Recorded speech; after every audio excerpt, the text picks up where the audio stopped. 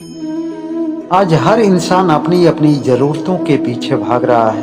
उसकी जरूरत ही उसके पागलपन का कारण बन चुकी है। कोई धन के पीछे पागल है तो कोई पद के पीछे पागल है। किसी को ऊंची दुकान चाहिए तो किसी को ऊंची मकान चाहिए, और कुछ लोग तो सुंदर स्त्री के पीछे ही पागल है।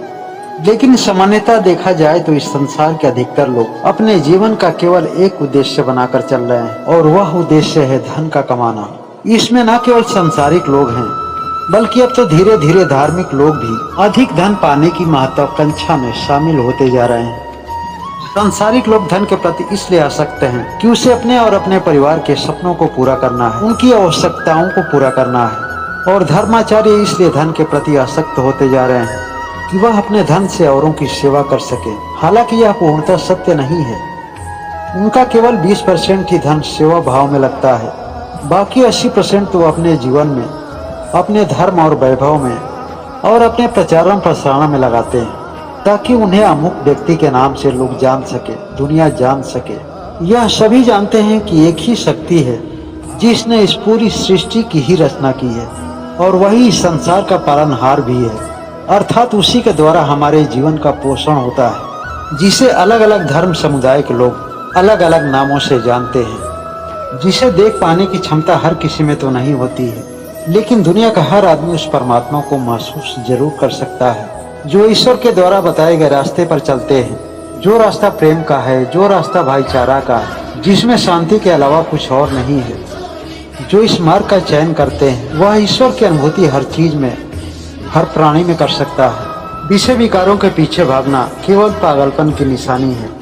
जानने के लिए तो सभी जानते हैं कि मरने के पश्चात साथ में कुछ भी नहीं जाने वाला है, फिर इस सत्य को स्वीकार क्यों नहीं कर पाते हैं? क्यों मानवता को राउंड कर, अपने रिश्ते नाते की मर्यादा को कुचल कर धन और प्रॉपर्टी को जमा करने में लगे, पद और प्रतिष्ठा बनाने में लगे हुए हैं। मनुष्य की जो सच्ची कमाई है, जो सबसे बड़ा सच्चा धन है, जो शरीर की मृत्यु के पश्चात भी उसके साथ रहेगा, उस धन को कभी भी नजरअंदाज नहीं करना चाहिए। हर मनुष्य का यह भागवत धर्म है कि वह अपने जीवन का अधिकांश समय परमात्मा की भक्ति में लगाए, परमात्मा की सेवा में लगाए। धर्म से करने वाले कर्म में अगर अर्थ मिलता है तो उसे अपने जीवन के यापन में केवल अंश मात्र ही खर्च करना चाहिए, बाकी अर्थ सेवा भाव में लगा देना चाहिए, क्योंकि अंश का संग्रह ही एक मनुष्य के लिए भागवत मार्ग में सबसे बड़ा बाधक बन जाता है। अर्थ की वजह से मनुष्य के अंदर अहम की उत्पत्ति होती है, जिसके पश्चात ईर्ष्या, द्वेष, भय और क्रोध का जन्म होता है।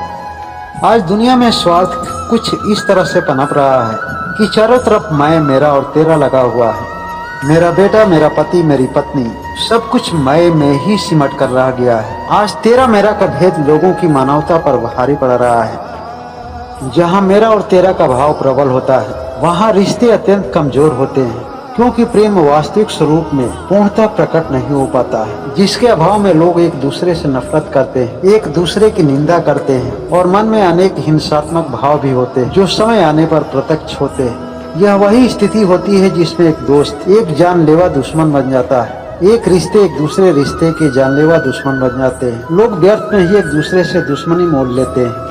हमारा धर्म तो पवित्र है, लेकिन हम काम विकारों की वजह से अपने आप को कभी समझ ही नहीं पाते, अपने खुद के नजदीक में कभी जा ही नहीं पाते हैं। हम क्या हैं और हमारा मूल स्वरूप क्या है, कभी जानने की यह चेष्टा ही नहीं करते हैं। आइए हम सभी लोग संकल्प करें कि हर दिन अपने आप से एक प्रश्न पूछेंगे कि हम कौन हैं और इस दुनिया में क्या करने आए हैं। और यह प्रश्न तब तक अपने आप से करेंगे जब तक कि खुद से ही उत्तर जान न ले।